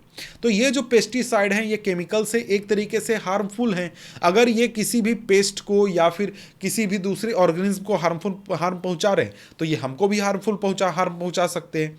तो ये जब ये चीज़ें, पेस्टिसाइड, दूसरे केमिकल जब क्रॉप्स को दिए जाते हैं, अनाजों को दिए जाते हैं, तो वो उनके बॉडी में, यानी कि जो प्लांट है उसके बॉडी में आ जाता है, बॉडी में स्टोर हो जाता है। और जब हम उन क्रॉप्स को कंज्यूम करते हैं तो वो क्रॉप्स के साथ ये सारे जो आपके केमिकल्स हैं ना, वो हमारे बॉडी में भी आ जाते हैं और हमारे बॉडी में भी स्टोर हो जाते हैं। ठीक है, अब यहां पर कहता है कि these chemicals are either washed down into the soil और into the water bodies. From the soil, these are absorbed by the plant along with water and mineral, and from the water bodies, these are taken by aquatic plants. यहाँ पर क्या होता है कि इसका use कैसे होता है भाई, इन प्लांट्स वगैरह का, सॉरी इन केमिकल्स वगैरह का? तो जनरली हम इनको खेतों में छींटते हैं। तो यहाँ से इससे क्या होता है, इससे ये सारे केमिकल्स आपको सॉइल में चले जाते हैं या फिर वाटर बॉडीज में, मतलब तालाब, नदियाँ वगैरह में चले जाते हैं। तो यहाँ पर इसको प्लांट भी एब्जॉर्ब कर लेते हैं। प्लांट के साथ हमने अभी देखा कि भाई हम लोग कंज्यूम करेंगे तो हमारे शरीर में भी आ जाएगा। और हो सकता है कि अगर तालाब में जाए तो तालाब की मछलियां जो हैं, तालाब में जो भी जीव जंतु रह रहे हैं, वो भी इसको कंज्यूम कर लें। और उससे क्या होगा, उससे ये होगा कि भाई इस तरीके से ये केमिकल आपके फूड चेन में, केमिकल्स या फिर हार्मफुल जो केमिकल्स है वो आपके फूड चेन में आएंगे। और ये प्रॉब्लम क्या होता है भाई, प्रॉब्लम ये होता है कि अगर प्लांट्स में क्या हो गया, ये केमिकल्स आ गए तो ये इनके बॉडी में स्टोर हो गए। अब जब इन प्लांट्स को कोई ऑर्गेनिज्म खाएगा, जैसे कि डियर खाएगा, तो डियर के बॉडी में भी आ जाएगा ये केमिकल साथ में, क्योंकि आपके इस प्लांट के बॉडी में स्टोर है। अब डियर को कोई अगर लायन खाएगा तो लायन के बॉडी में भी ये केमिकल आ जाएगा और ये लायन को भी हार्म पहुंचाएगा। तो इस तरीके से क्या होता है, इस तरीके से जो हार्मफुल केमिकल्स हैं वो फूड चेन में आगे की ओर बढ़ते हैं। अब यहां पर एक चीज पढ़ना है आपको कि ये जो केमिकल्स है ना, ये डिग्रेडेबल नहीं होते। ये ऐसा नहीं है कि ये एक तरीके से खत्म हो गए, बर्बाद हो गए, इनका इफेक्ट कुछ दिनों बाद खत्म हो गया, ऐसा नहीं होता है। ये क्या होते हैं, ये धीरे धीरे एक्यूमुलेट कर जाते हैं प्रोग्रेसिवली हर ट्रॉपिक लेवल पर। मतलब क्या हुआ, मतलब कि प्लांट्स, मान लीजिए कि 100 प्लांट्स थे, 100 प्लांट्स ने अगर एक एक ग्राम केमिकल कंज्यूम किया, मतलब एक एक ग्राम हर प्लांट में था, तो जो डियर है उसने क्या किया, 100 प्लांट्स को खा लिया। 100 प्लांट्स को खाया तो हर प्लांट में 1 ग्राम केमिकल है जो कि हार्मफुल केमिकल है। वो जब डियर ने लिया तो डियर के शरीर में 100 ग्राम आपका क्या हो जाएगा, हार्मफुल केमिकल हो जाएगा, क्योंकि इसने 100 प्लांट्स को खाया था। अब क्या हुआ, लायन जो है वो शिकार पर निकला, उसने 1 साल में, 2 साल में, 3 साल में हो सकता है कि 100 आपके डियर का शिकार कर लिया, ऐसे डियर जिन्होंने प्लांट्स को खाया था जिनमें कि पेस्टिसाइड थे। तो लायन ने 100 गुना 100 ग्राम आपका क्या कर लिया, आपका करीब 10,000 ग्राम यानी कि 10 किलो इसके शरीर में क्या होगा, केमिकल होगा। तो इस तरीके से जो आपका ये केमिकल है ये आपको एक्यूमुलेट होता है आपके ऑर्गेनिज्म के बॉडी में, कि एक ऑर्गेनिज्म से दूसरे में, दूसरे से तीसरे में, और हर बार ऑर्गेनिज्म क्या होगा, एक्यूमुलेट हो जाएगा। ठीक है, अब यहां पर आगे बढ़ें तो आगे हमारे सामने क्या आ जाता है कि देखिए यहां पर कहता है कि जो ह्यूमन बीइंग्स हैं ये हमारे फूड चेन में टॉप लेवल अचीव करते हैं। क्यों? क्योंकि भाई जनरली हमें खाने वाला वैसा कोई ऑर्गेनिज्म है नहीं। शेर वगैरह हमारा शिकार कर सकते हैं, लेकिन हम लोग जाकर जंगलों में रहते नहीं हैं, तो हमारा कोई शिकार करता नहीं है, तो हम लोग टॉप लेवल पर आते हैं। तो यहाँ पर क्या होता है, हमारा जो शरीर है, हमारे शरीर में बहुत ज़्यादा केमिकल्स का कंसंट्रेशन, हमें एक्यूमुलेशन देखने को मिलता है। और इस चीज़ की वजह से आप जनरली सुनते होंगे कि भाई जो है, आप अगर वेजिटेरियन है तो वो ज़्यादा बेहतर है। क्यों? क्योंकि वेजिटेरियन होने के मतलब क्या है, मतलब आप फूड चेन में काफ़ी नीचे हैं। जैसे कि फूड चेन में अगर हम बात करें तो सबसे नीचे ग्रास आ गया, उसके ऊपर क्या आ गया, चिकन, जो चिकन है वो आ गया, उसके ऊपर क्या आ गया, उसके ऊपर कोई भी ऑर्गेनिज्म आए, जैसे कि हम ह्यूमंस है तो ह्यूमंस आ गए। तो हम लोग अगर चिकन खाएंगे या फिर गोट खाएंगे तो क्या होगा, हम लोग एक ऊपर हैं, तो यहां पर ये जो एक्यूमुलेशन है इन हार्मफुल केमिकल्स का वो चिकन में ज्यादा होगा। क्यों ज्यादा होगा भाई, अगर ग्रास में अगर हार्मफुल केमिकल्स आ रहे हैं तो मान लीजिए 1 ग्राम आ रहा है एक आपको ग्रास में, चिकन है तो यहां पर एक चिकन 1 ग्रास तो खाएगा नहीं, 10 20 50 ग्रास खाएगा, तो इसके शरीर में 50 ग्रास खाया तो 50 ग्राम केमिकल आ गया। और हम लोग जब उस चिकन को खाएंगे तो हम लोग को एक बार में 50 ग्राम केमिकल मिलेगा, इतना ज्यादा मिलेगा। ये मैं एग्जाम्पल के लिए समझा रहा हूं, ठीक है। तो इसलिए कहा जाता है कि वेजिटेरियन होना ज्यादा बेहतर है, ठीक है। नॉन वेजिटेरियन के सामने यही आपका यही प्रॉब्लम है कि एक्यूमुलेट होता है ये केमिकल। अब ये जो फेनोमेनन है ना, इस एक्यूमुलेशन के फेनोमेना को हम लोग क्या कहते हैं, बायोलॉजिकल मैग्निफिकेशन कहते हैं, ठीक है। बायोलॉजिकल मैग्निफिकेशन कहते हैं, ठीक है। अब यहां पर आगे बढ़ें तो आगे यहां पर कहता है कि वही चीज की this is the reason why our food grain such as wheat, rice, vegetable, fruits and even meat contain varying amount of pesticide residue, they can not always be removed by washing और other mean. इनको हम किसी भी तरीके से साफ वगैरह करके हटा नहीं सकते हैं। तो ये एक तरीके से आपका एक हिस्सा चैप्टर का खत्म हो गया, मतलब कि इकोसिस्टम क्या होता है, उसके आपको कंपोनेंट क्या होते हैं, फूड चेन क्या होता है, ये सारी चीजें हमने समझ ली। लेकिन मेरे ख्याल से एक क्वेश्चन यहां पर बच गया। क्वेश्चन क्या बच गया, define a food chain, food chain define करना है। ऊपर हमने क्वेश्चन ये देखा था। अब यहां पर कहता है design a terrestrial food chain of 4 trophic level, 4 trophic level का आपको फूड चेन बनाइए। तो 4 ट्रॉपिक लेवल में ये जो आपका एग्जांपल है ना, प्लांट से इंसेक्ट, इंसेक्ट से फ्रॉग, फ्रॉग से आपका स्नेक, स्नेक से ये, तो कुल मिलाकर ये 5 लेवल है। आप इसको चाहें तो बना सकते हैं, ठीक है। अब यहां पर आगे क्या कहता है, if a pollutant enters at a producer level the organism of which trophic level will have the maximum concentration of pollutant in their bodies, what is this phenomena called. तो ये चीजें मैंने आपको समझा दिया कि ये फेनोमेना क्या है, बायोलॉजिकल मैग्निफिकेशन है, ठीक है। इसके बाद हमारा टॉपिक क्या आ जाता है, तो हमारा एक्शन किस तरीके से हमारे इन्वायरमेंट को इंपैक्ट डालता है ये। तो यहां पर अगर हम बात करें तो यहां पर कहता है कि हम लोग जो हैं वो इन्वायरमेंट के बहुत ही इंपॉर्टेंट हिस्सा है, इंटीग्रल हिस्सा है। हम इन्वायरमेंट से अलग नहीं रह सकते और हमसे इन्वायरमेंट इंपैक्ट होता है।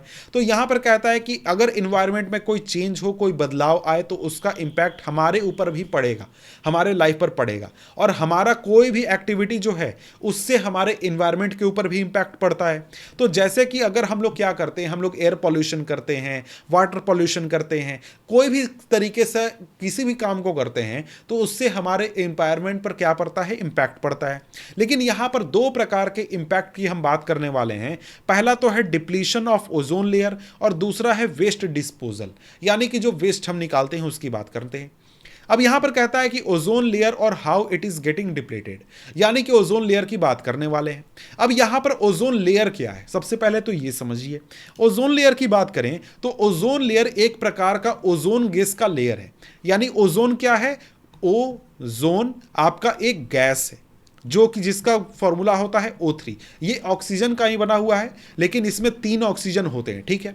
अब ये ओजोन लेयर क्या है भाई, लेयर आपके एटमॉस्फेयर में, मतलब कि एटमॉस्फेयर जो है, जैसे कि यहां पर ये अर्थ है, अर्थ के ऊपर क्या है, ओजोन गैस का एक लेयर है जो कि 20 से 30 किलोमीटर ऊपर होता है।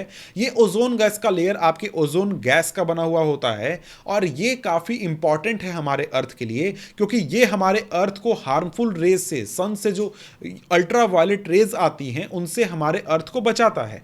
उससे क्या होता है, हमारा शरीर जो है वो अल्ट्रा वायलेट रेज से बच जाता है और उससे फायदा ये होता है कि जो अल्ट्रा वायलेट रेज होती हैं वो बहुत हार्मफुल होती हैं, हमारे स्किन में प्रॉब्लम कर सकती हैं, कैंसर कर सकती हैं और भी कई तरीके की बीमारियां कर सकती हैं, और उनसे हम बच जाते हैं, उनसे हमें कोई खतरा नहीं होता है।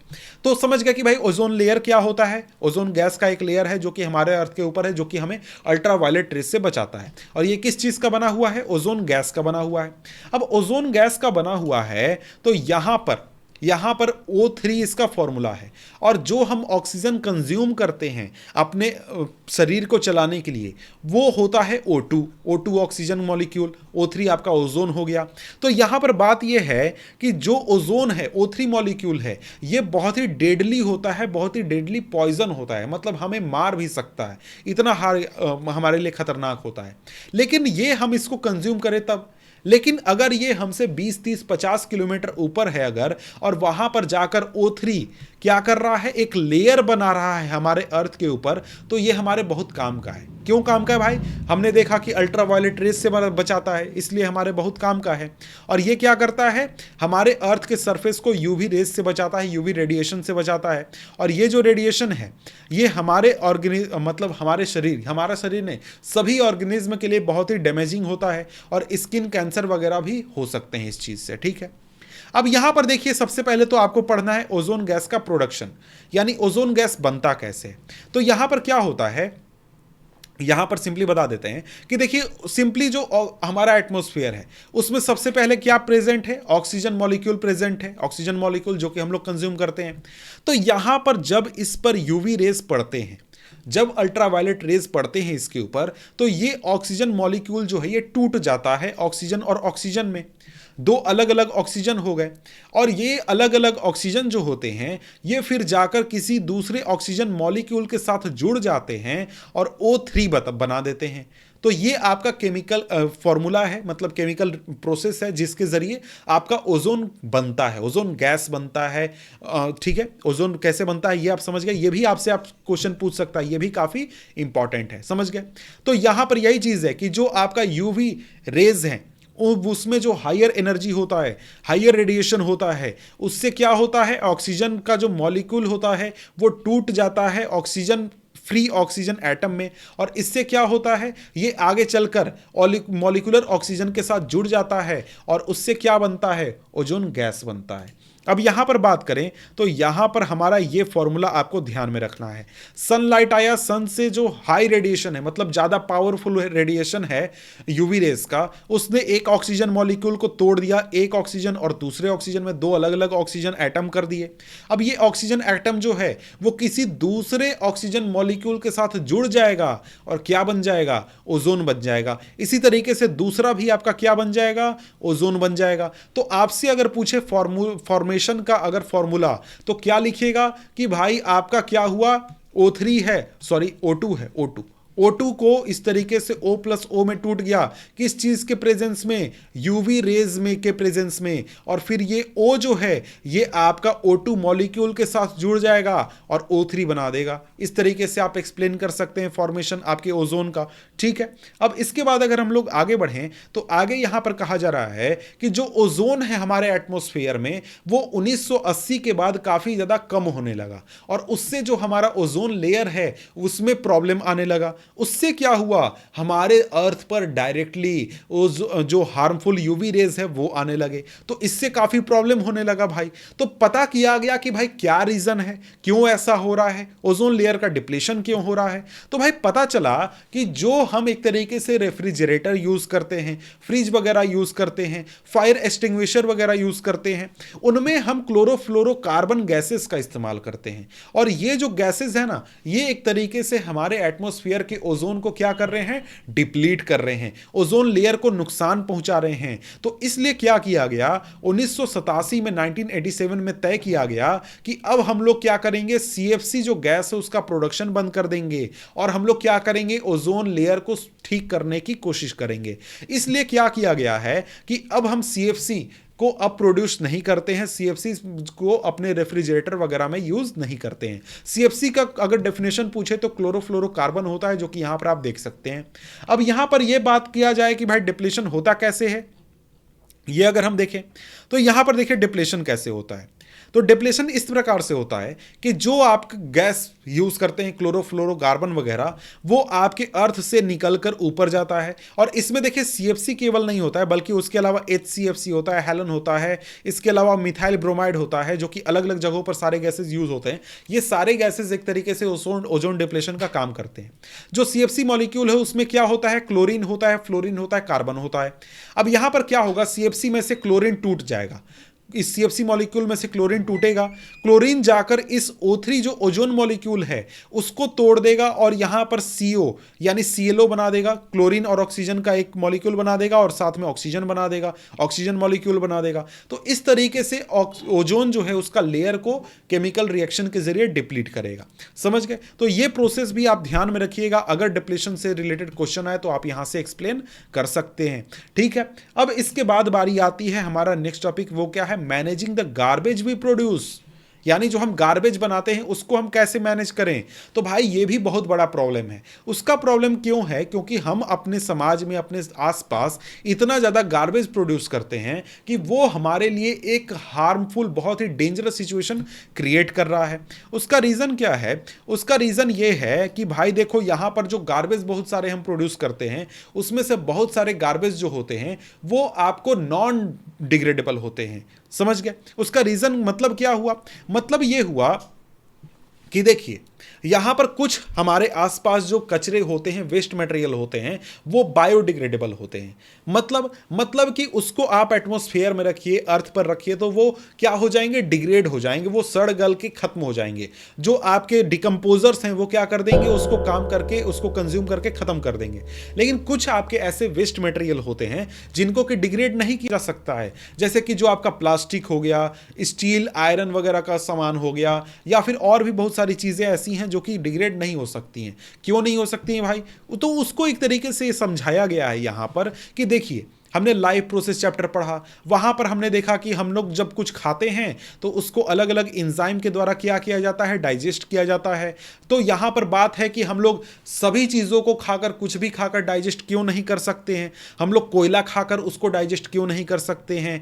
तेल, जो आपका पेट्रोल डीजल होता है, उसको डाइजेस्ट क्यों नहीं कर सकते हैं? उसका रीज़न ये होता है कि जो एंजाइम होते हैं वो एक खास तरीके से काम करते हैं और एक खास तरीके की चीज़ों को ही डिग्रेड करते हैं, उसको क्या करते हैं?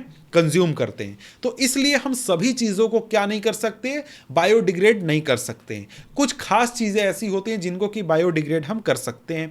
और यहाँ पर इस वजह से जो बहुत सारे ह्यूमन मेड मटेरियल्स हैं, जैसे कि प्लास्टिक हो गया, उसको कभी भी कोई बैक्टीरिया या फिर कोई भी ऑर्गेनिज्म जो है वो डिग्रेड नहीं कर सकता है। और ये एक तरीके से आपको जब अर्थ पर कहीं होंगे तो वो कई 100 सालों तक आपको वहीं पर पड़े रहेंगे, वो डिग्रेड नहीं होंगे, और ये आपको एनवायरनमेंट में बहुत सालों तक रहते हैं। तो यहाँ पर क्लासिफिकेशन दो प्रकार का हो गया गार्बेज का। गार्बेज देख सकते हैं कितना हमारे देश में, ये इंडिया का ही तस्वीर है, रियलिटी है हमारे आसपास की, हम लोगों ने कितना गंदगी फैला कर रखा हुआ है पूरे इंडिया में, और कितना हम लोग गार्बेज को बहुत ही, आपको ऐसा तो स्ट्रक्चर आपको शहरों के, अलग अलग शहरों के किनारों पर मिल जाएगा कि भाई ऐसा है। तो यहां पर देखिए, आपके जो वेस्ट मटेरियल होते हैं वो दो प्रकार के होते हैं। दो प्रकार कौन कौन से हो गए आपको? एक बायोडिग्रेडेबल हो गए और नॉन बायोडिग्रेडेबल हो गए। बायोडिग्रेडेबल को वेट वेस्ट भी कहते हैं, नॉन बायोडिग्रेडेबल को ड्राई वेस्ट भी कहते हैं।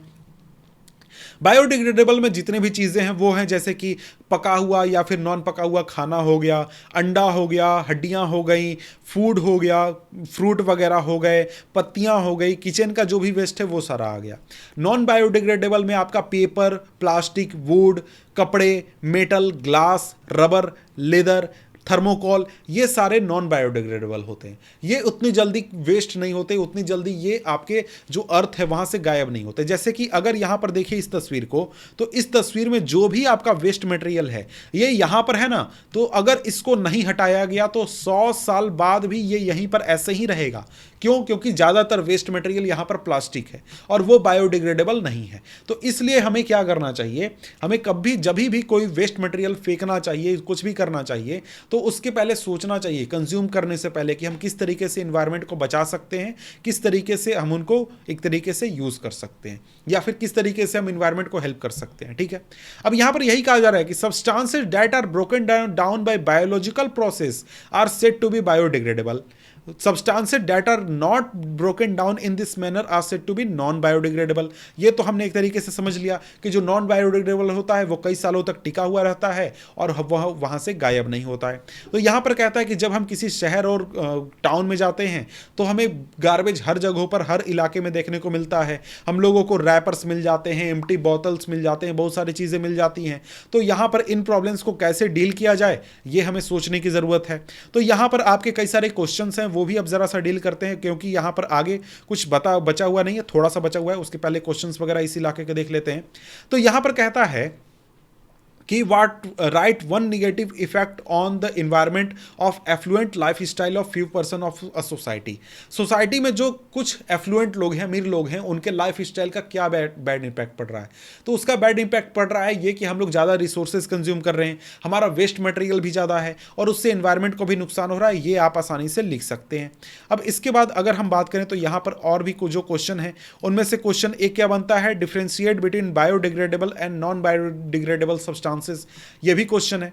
इसके बाद यहां पर आगे क्वेश्चन बनता है कि the depletion of ozone layer is a cause of concern, why ozone layer के डिप्लीट होने से हमें क्या परेशानी है, बता दीजिएगा, कोई प्रॉब्लम नहीं है। आगे यहां पर क्वेश्चन पूछता है explain the role of UV radiation in producing ozone layer. Ozone layer बनाने में यूवी रेडिएशन का क्या रोल है, मैंने आपको फॉर्मेशन प्रोसेस समझाया, आप समझा सकते हैं। मेंशन द रिएक्शन इन्वॉल्व, जो भी रिएक्शन है आप बता सकते हैं।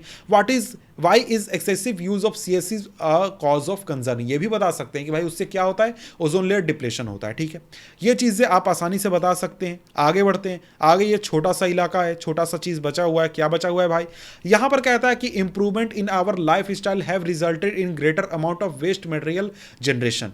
यानी कि हमारा जीवन जैसे जैसे बेहतर हुआ है, हम लोग ज़्यादा अमीर जैसा यानी कि शान वाला एफ्लुएंट लाइफ जीने लगे हैं, तो हमारा वेस्ट मटेरियल भी ज़्यादा निकलने लगा है, और ऐसे वेस्ट मटेरियल को हम ज़्यादा जनरेट कर रहे हैं जो कि नॉन बायोडिग्रेडेबल हैं। और यहाँ पर इस एटीट्यूड में अगर हम चेंज करेंगे और अगर हम सोसाइटी में कुछ एडिशन करेंगे तो उससे क्या होगा, हम लोग एक तरीके से अपने इन्वायरमेंट को बचा सकते हैं। ठीक है, और इसके अलावा और भी तरीके अपना सकते हैं, जैसे कि पैकेजिंग वगैरह है उसको हम चेंज कर सकते हैं, प्लास्टिक को छोड़कर अब पेपर पैकेजिंग हम कर सकते हैं, और भी चीज़ें हम कर सकते हैं। तो यहाँ पर आपसे यही क्वेश्चन पूछा जा रहा है, what can we help in, how can we help in reducing the problem of waste disposal, suggest any 3 methods. तो ये आप बता सकते हैं 3 तरीके से कैसे आप जो आपका वेस्ट है उसको मैनेज किया जा सकता है, ये आप बता सकते हैं। यहाँ पर आपको एक कहानी बताई गई है कि भाई क्या होता था, पहले हम लोगों को ट्रेन में ऐसे कप यूज़ करने होते थे जो कि वापस देने होते थे। फिर डिस्पोजल कप का यूज़ चलने लगा, यानी जो प्लास्टिक का कप होता है जो कि आप फेंक सकते हैं। अब उसका बहुत बुरा इंपैक्ट पड़ा कि बहुत ज़्यादा प्लास्टिक जनरेट होने लगा, तो उसका एक सॉल्यूशन निकाला गया कि हम लोग क्या करेंगे, कुल्हड़ यानी कि जो मिट्टी के कप होते हैं उसको इस्तेमाल करेंगे। तो उससे भी नुकसान होने लगा। क्या नुकसान होने लगा भाई, उससे नुकसान ये होने लगा कि जो आपका मिट्टी है जिस पर खेती होती है वो मिट्टी खत्म होने लगी। तो इस तरीके से क्या हो रहा है, इसके जगह पर अब क्या है, अब पेपर कप्स का इस्तेमाल होता है। तो यहां पर इन पेपर कप का क्या फायदा है प्लास्टिक कप के कंपैरिजन में, इसको आप क्या कीजिए, सोचिए, बताइए। ठीक है, तो यहां पर देखिए इस चैप्टर में कई सारे क्वेश्चंस हैं, साथ में क्वेश्चन का चैप्टर का जो आपका एक्सरसाइज है ना, उन सभी को आपको क्या करूंगा, उन सभी को मैं अलग से एक वीडियो बनाकर NCERT सॉल्यूशन का वीडियो बनाऊंगा, उसमें बता दूंगा, वहां से आप देख सकते हैं। तो मिलते हैं आपसे हम अगले वीडियो में अगले चैप्टर के साथ। तो तब तक के लिए गुड बाय।